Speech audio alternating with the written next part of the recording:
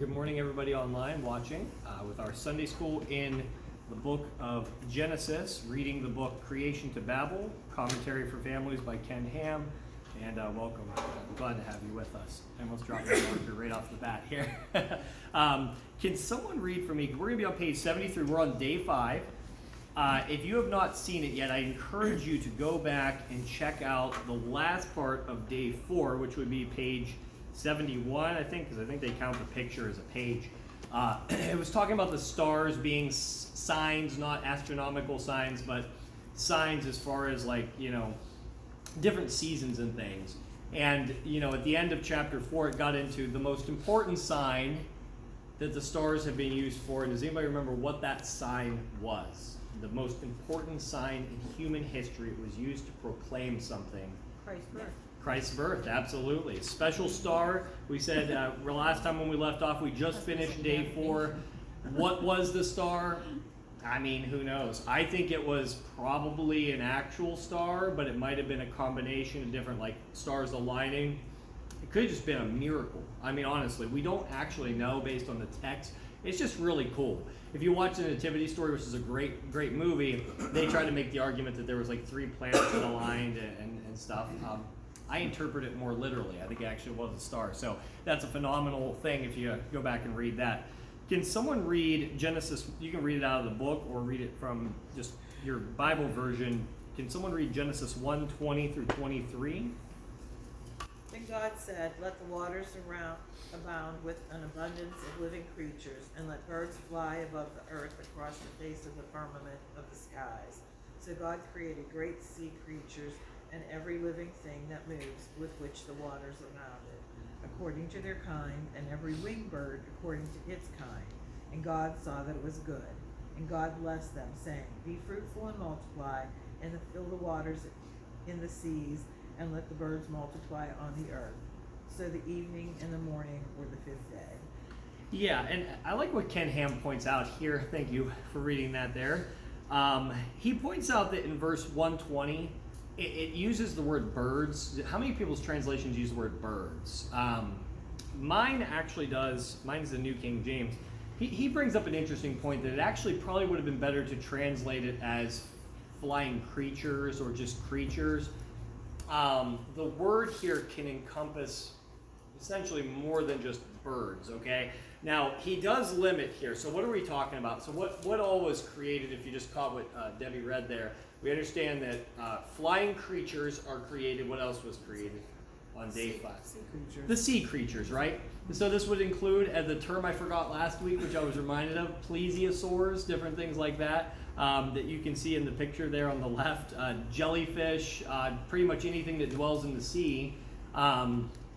Now, the flying creatures, this part's interesting. I thought this was fascinating as I read this. The flying creatures would encompass birds, flying reptiles like dinosaurs, pterodactyl type thing. I don't actually know much about flying dinosaurs, to be completely honest, but anything that has flown that we know of in the fossil record, like dinosaurs, those types of things. Yeah, we're not going to get into dragons, but like pterodactyls and type things like that. Those would all be classified. So the word here can be more broad than just birds themselves. The other ones, I thought this was interesting. He said that sugar gliders and other things like that probably weren't created on this day, and I actually agree with him on that because Squirrel, right? Yeah, like a flying squirrel, like a little. What's that? Oh, they are adorable. They're cool. I don't think they're legal to own, but they're really cool. Maybe they are. I don't know. In some states, they're really cool, but they're not. They more just fall gracefully. They're not actually flying creatures. They're not self-propelled flying creatures, if you will. So I would imagine that they would be. I could be wrong. They could have been created on day 5 also. I would imagine those probably would have been created on day 6 with the rest of the land animals. Would be my thought. And again, that's not necessarily something I would commit to.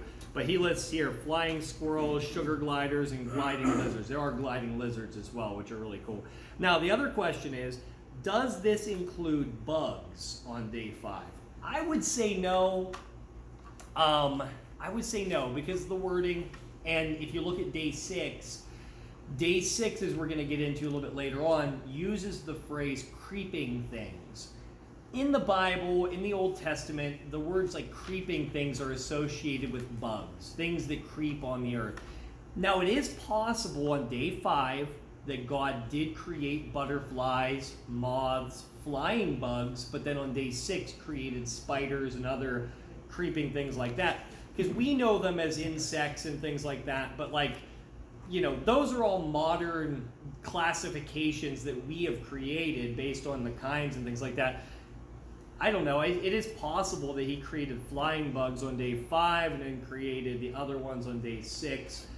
Just some things to think about. I would say that's probably more likely than all of the bugs being created on day 5. I don't think all the bugs were created on day 5.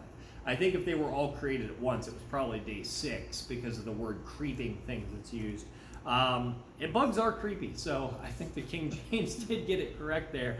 Obviously, in the original wording there, that's not quite the use of the word creepy that would be in mind, of course.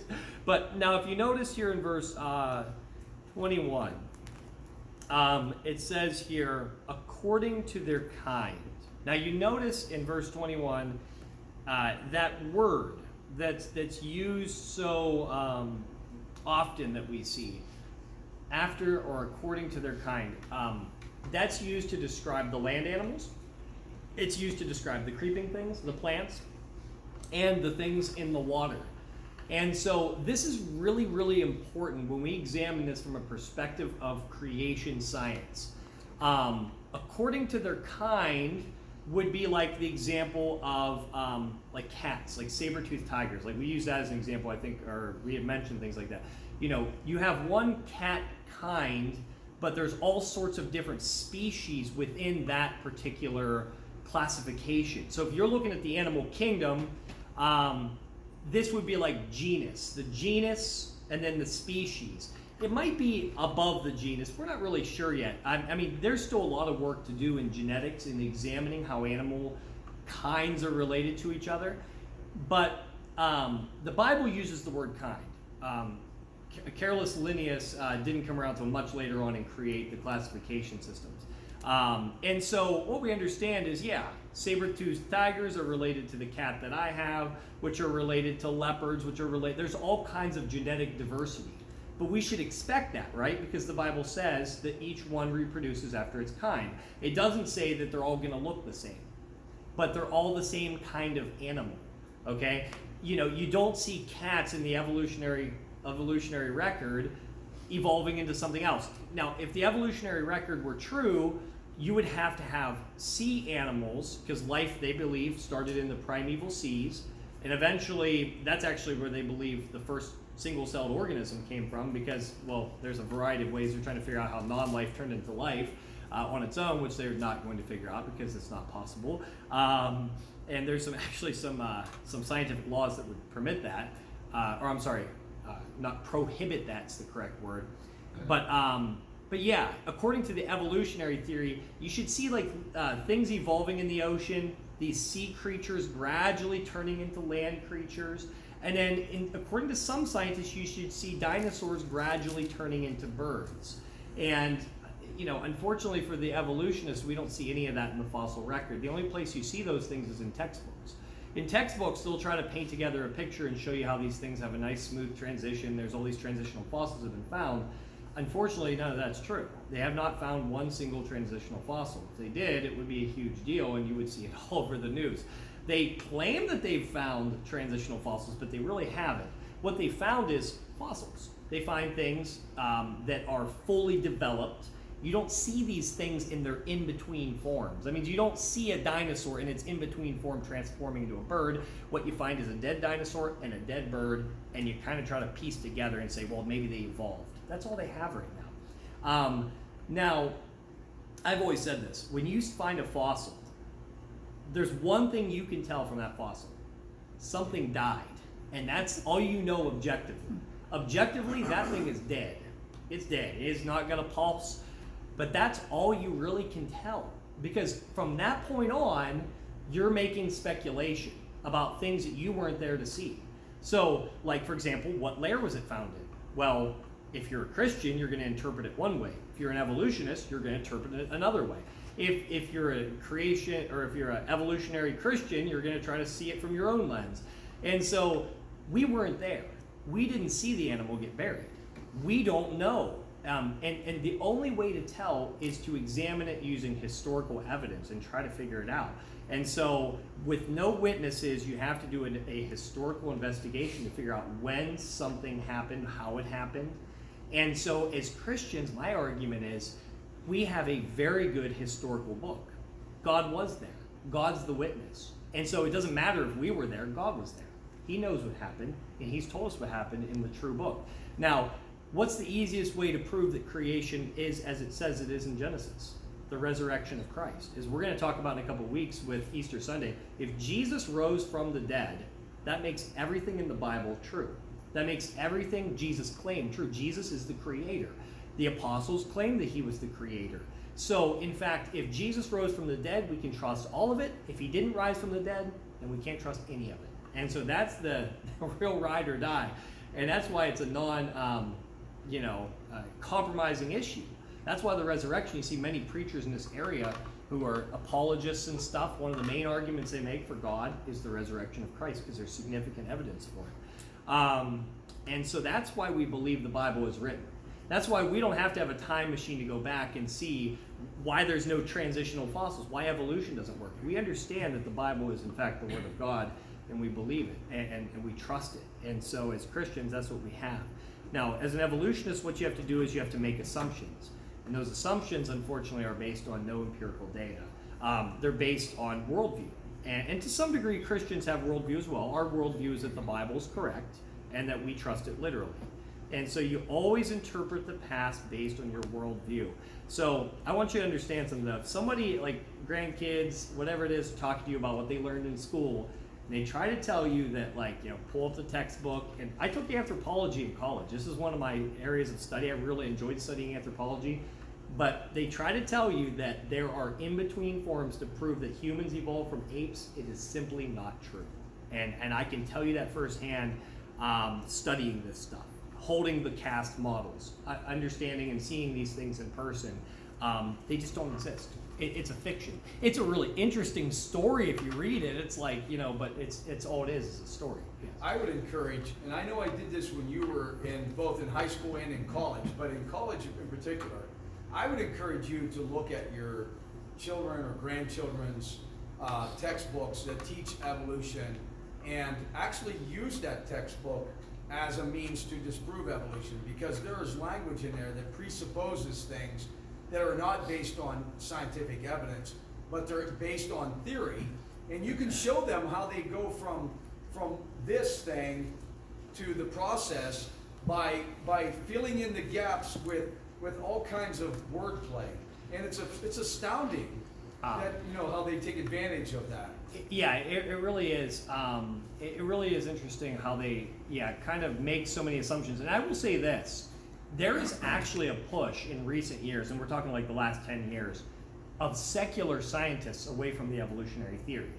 Because they know if the universe is 14.5 billion years old, that's not enough time for evolution to actually work.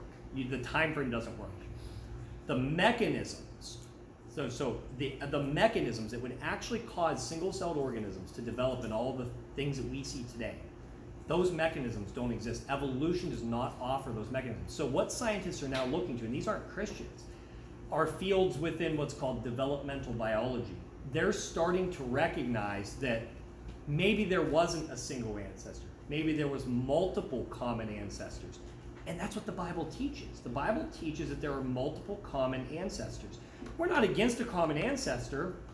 We just think that all gibbons probably have some kind of common ancestor. Primates of sorts, different types of primates. But that's what the secular scientists are starting to come to, because they don't have the fossil evidence or the explanatory mechanisms to show how this actually happened. And so this is brand new. You do have scientists within the last 10 years that are starting to look to these fields, like maybe there was multiple common ancestors, and I think that's really cool.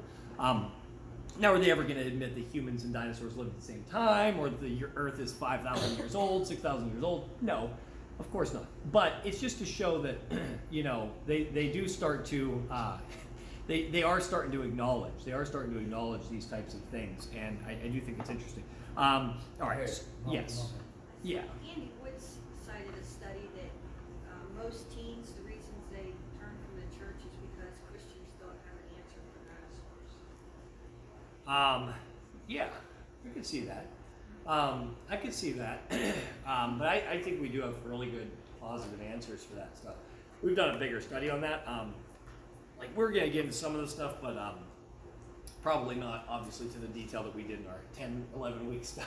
So, yeah, looking at verse 21 though, it says, according to their kind, and every winged bird according to its kind. So both the water creatures and the winged birds or flying creatures were according to their kind. And God saw that it was good. Notice on that day, God saw that it was good. We've already showed that the days are 24-hour days.